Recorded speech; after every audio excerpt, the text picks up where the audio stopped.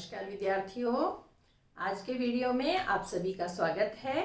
आज हम आपकी पाठ्य पुस्तक का 13वां पाठ जो कि एक कविता है एक दिन का, जो कि अयोध्या सिंह उपाध्याय हरिऔध जी द्वारा रचित है, इस कविता का अध्ययन करेंगे। इस कविता में कवि ने दर्शाना चाहा है कि हमें अपने आप पर कभी घमंड नहीं करना चाहिए, क्योंकि कई बार एक छोटा सा तिनका भी हमारे घमंड को चूर चूर कर सकता है। तो आइए कविता पढ़ते हैं। मैं कविता का सस्वर पाठ करूंगी पहले, उसके बाद आपको इसका भावार्थ बताऊंगी। मैं घमंडों में भरा ऐठा हुआ, एक दिन जब था मुंडेरे पर खड़ा, अचानक दूर से उड़ता हुआ, एक तिनका आंख में मेरी पड़ा। देखिए, इसमें कवि कहते हैं कि मैं घमंडों में भरा ऐठा हुआ। ऐठना यानी अकड़ना। ऐठ का मतलब होता है अकड़, और घमंडों में यानी अभिमान में चूर होकर, गर्व में चूर होकर। मैं घमंडों में भरा ऐठा हुआ। एक दिन का जिक्र, एक दिन का किस्सा कवि हमें बताते हैं। मैं यहाँ कवि के लिए, स्वयं के लिए आया है, तो कवि अपने बारे में बताते हुए, समझाते हुए एक संदेश देना चाहते हैं हम पाठकों को, बच्चों को, कि घमंड में कभी हमें चूर नहीं होना चाहिए।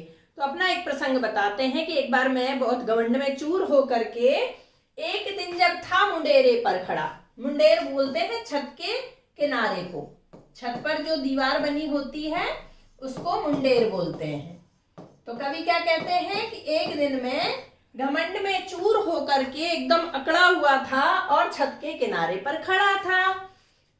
अचानक दूर से उड़ता हुआ। तो अचानक क्या होता है, एकदम से क्या होता है कि दूर कहीं से उड़ता हुआ एक तिनका आंख में मेरी पड़ा। कवि क्या कहते हैं कि अचानक दूर से एक तिनका उड़ता हुआ आया। तिनका होता है सूखी घास का छोटा सा टुकड़ा। तो तिनका उड़ता हुआ आया और कवि की आंख में चला गया, गिर गया।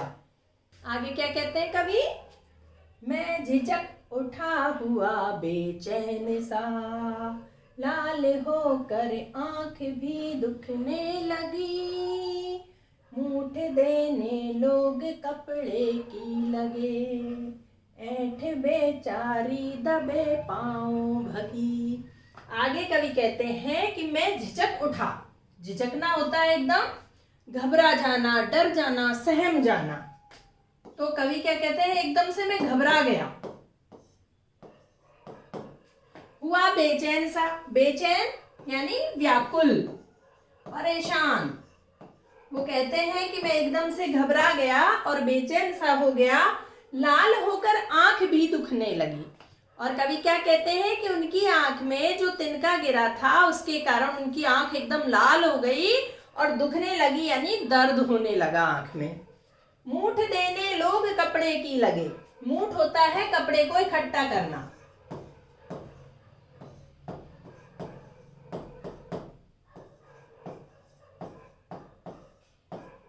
यानी कपड़े को इकट्ठा करके पोटली बना लेना, उसको मूठ कहते हैं। मूठ देने लोग कपड़े की लगे, और लोग कपड़े की मूठ बना करके, कपड़े की पोटली बना करके कवि की आंख में सेक करने लगे, उसको तिनके को निकालने की कोशिश करने लगे। ऐठ बेचारी दबे पांव भगी। और अभी कुछ पल पहले कवि ऐठ में चूर थे, ऐठ में अकड़े हुए थे, लेकिन वो क्या कहते हैं कि अब मेरी ऐठ जो है वो दबे पांव भगी। मुहावरे का प्रयोग यहाँ किया गया है। दबे पांव भागना यानी चुपके से निकल जाना, चुपचाप चले जाना। तो कवि जिस ऐंठ में चूर थे, जिस ऐंठ में, जिस घमंड की ऐंठ में वो अकड़े हुए थे, वो ऐंठ उनकी दबे पांव भाग जाती है, यानी चुपचाप वहां से चली जाती है। आगे देखते हैं कवि क्या कहते हैं। आगे कवि कहते हैं, जब किसी ढब से निकल तिनका गया, तब समझने यो मुझे ताने दिए, ऐठता तू किस लिए इतना रहा, एक तिनका है बहुत तेरे लिए, एक तिनका है बहुत तेरे लिए। कवि क्या कहते हैं कि जब किसी ढब से, ढब होता है तरीका, जब किसी तरीके से तिनका आंख से निकल गया, तब समझने यों मुझे ताने दिए। समझ यानी बुद्धि, विवेक। कवि की अपनी बुद्धि, कवि की अपनी समझ ने उनको ताने दिए। ताने यानी उलाहना, उलाहना देना। तो कवि की समझ ने उनको ऐसे उलाहने दिए, उन पर व्यंग किया। कैसे? ऐंठता तू किस लिए इतना रहा। उनकी बुद्धि ने उनसे कहा कि तू किस लिए इतना ऐंठता रहा। एक तिनका है बहुत तेरे लिए। तेरी ऐंठ को दूर करने के लिए, तेरे घमंड को चूर चूर करने के लिए तो एक तिनका ही पर्याप्त है, एक तिनका ही काफी है, फिर तू किस लिए इतना ऐंठता है। ये कविता यहीं समाप्त होती है। मैं उम्मीद करती हूँ कविता आपको अच्छे से समझ में आएगी।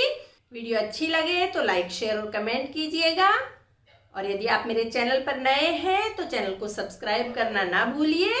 मिलते हैं अगले वीडियो में नए पाठ के साथ। वीडियो देखने के लिए बहुत बहुत धन्यवाद। नमस्कार।